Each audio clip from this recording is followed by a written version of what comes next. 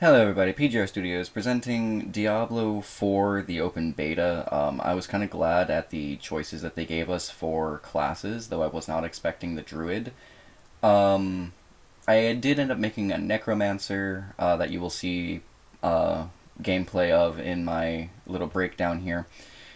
I did have one issue with recording this, and it was not even a Blizzard problem, it was a me problem, and that was the fact that my controller kept disconnecting and reconnecting to my system because my recording setup and my actual gaming setup are in two different locations, so I'm going to have to fix that for future episodes because otherwise my controller keeps disconnecting, reconnecting, and then telling me I'm player 2 and I can't keep control of my character. Um, but moving forward, so this is the necromancer that I went with.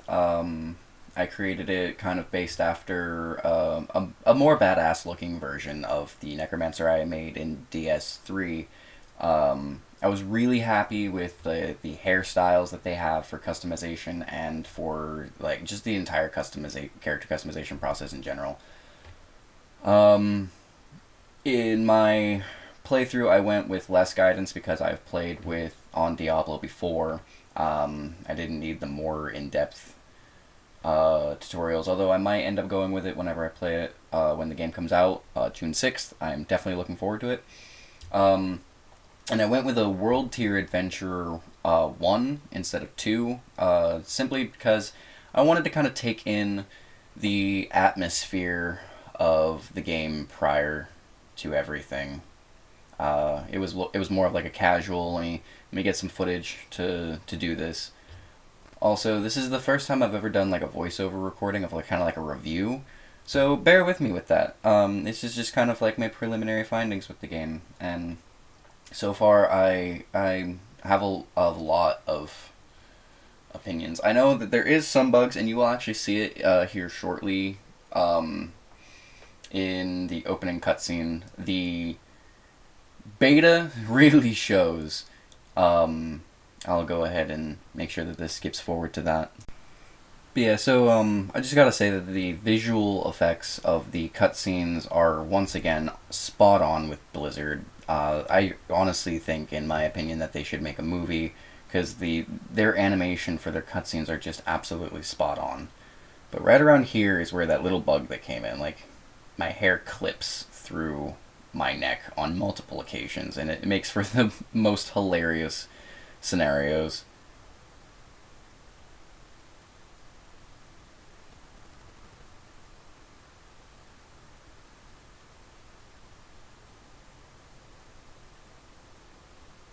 You can see, like, it doesn't seem to attach to that shoulder fairly decently or understand where it's supposed to go.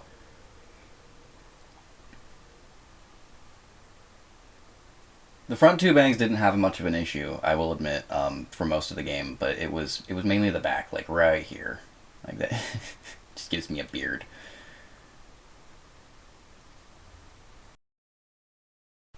Now, as for gameplay, it's pretty standard for a Blizzard title, especially of Diablo. Um, the exploration was pretty phenomenal. A lot of places to look through nooks and crannies. I liked how the Necromancer, you no longer have to wait until a couple levels in to start summoning minions. You were able to do that right from the start with the Necromancer. I did try out some of the other classes post recording footage, and they were pretty fun as well, but I really like the Necromancer above all, so I'm going to be using uh, that probably as soon as the game drops. I actually have two already made if the beta keeps our characters the way they were when we were in open beta.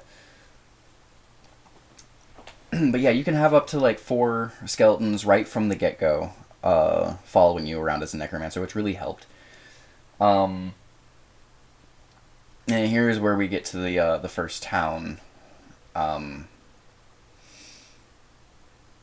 and I really liked that the first town isn't nearly as put together as a lot of the other towns. Like, there's there's like a vendor and like I think there's a total of 5 people left in this village.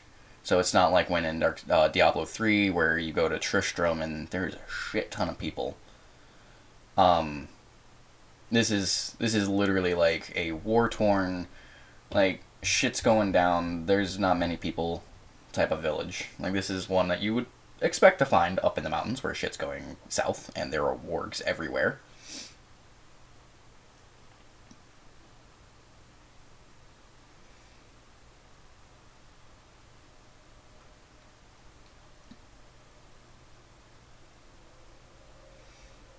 Also, I have muted the audio for the video because of the fact that I don't know what happened with my setup, but it did not capture correctly. Like the audio, it was ear piercing.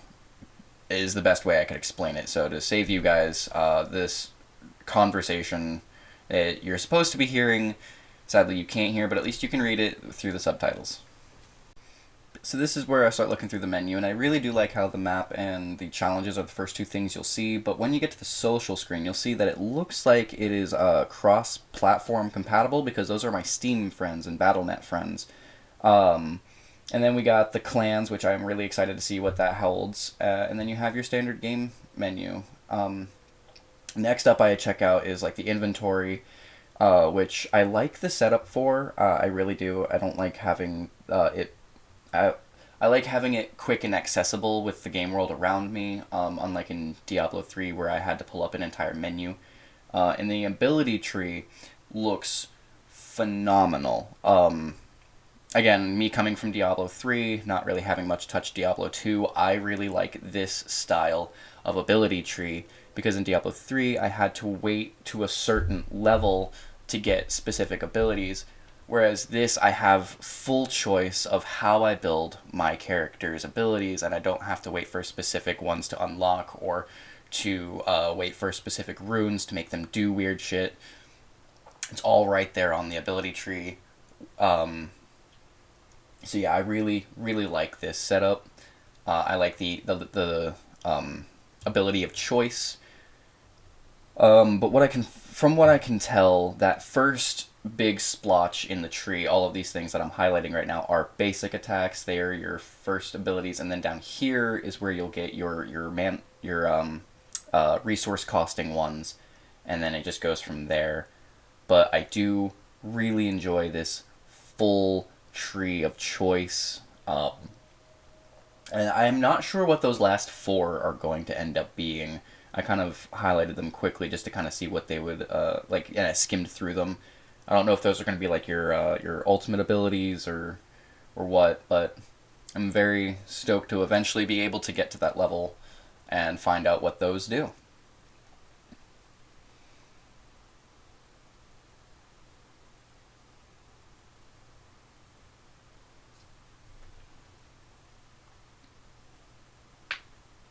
Forgot how long I spent on this tree. It was a very hard decision for me to find out what I wanted to use, but I think I eventually settled on bone splinters. I do like, speaking of that last little clip there, how to get further in your tree, you just have to spend your level up points. That's it. Like I think it's like 2 points spent to get to your resource costing abilities. But here's the bone splinters in action. I really like the fact that it's like a shotgun shell, and it sends out three almost like mini bone spears in a spread pattern.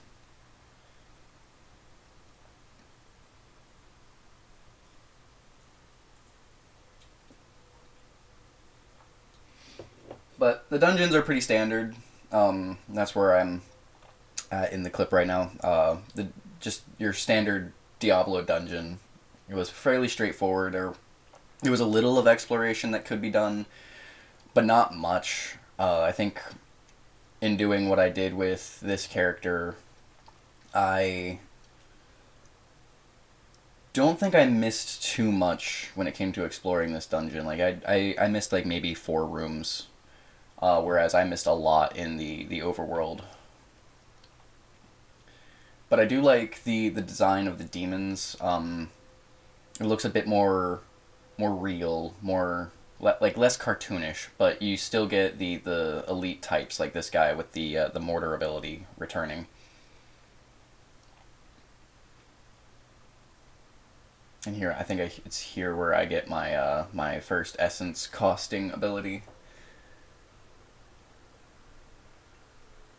I went from calling it resource costing to essence costing because Necromancer is their resource is essence. I think I went with the Bone Spear because that's what I knew from Diablo IV.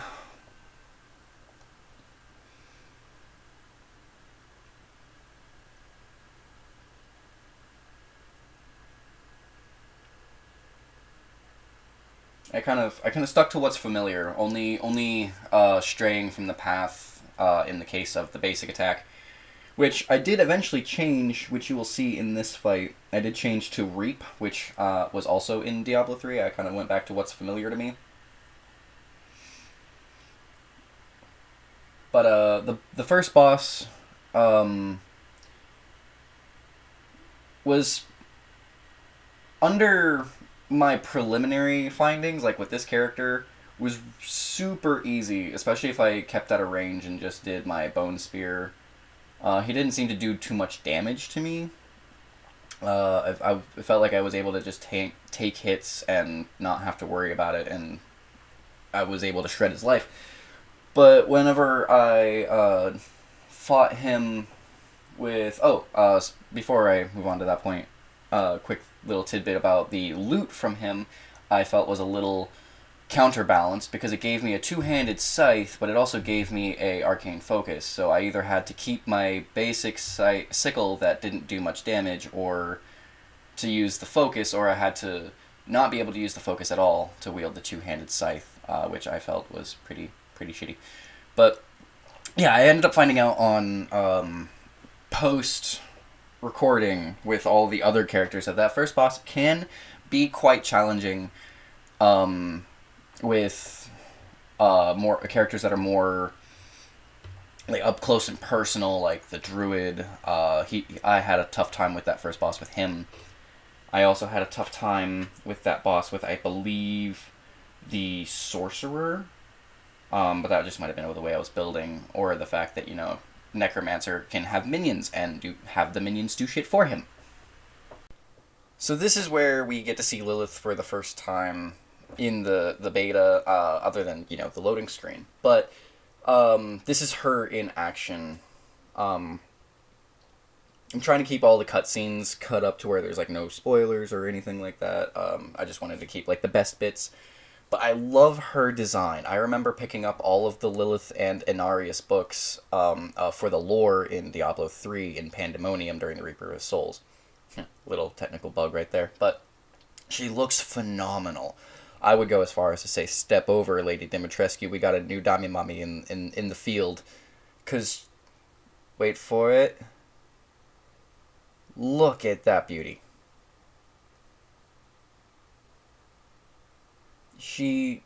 I cannot state how in love I am with that character model.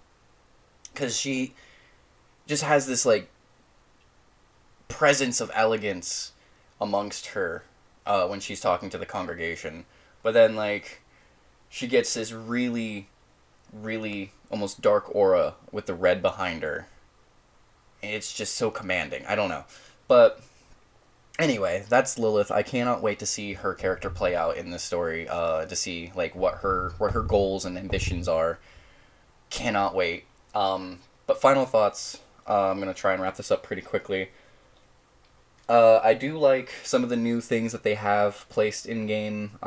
There are some new features that were not here prior. You'll see them soon. One is the traversion, and one is the harvesting. Traversions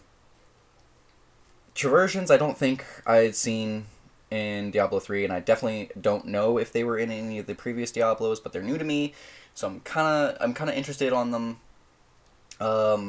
I'm not entirely sure what all to think about them, because they are new, and there's only 2 spots where they're possible in these clips and that I've seen. I also did play the beta on the very last day, so I didn't get much time to explore and find out all the things that the traversals could do. But harvesting, I did find out on a different character, not on the one that I recorded with.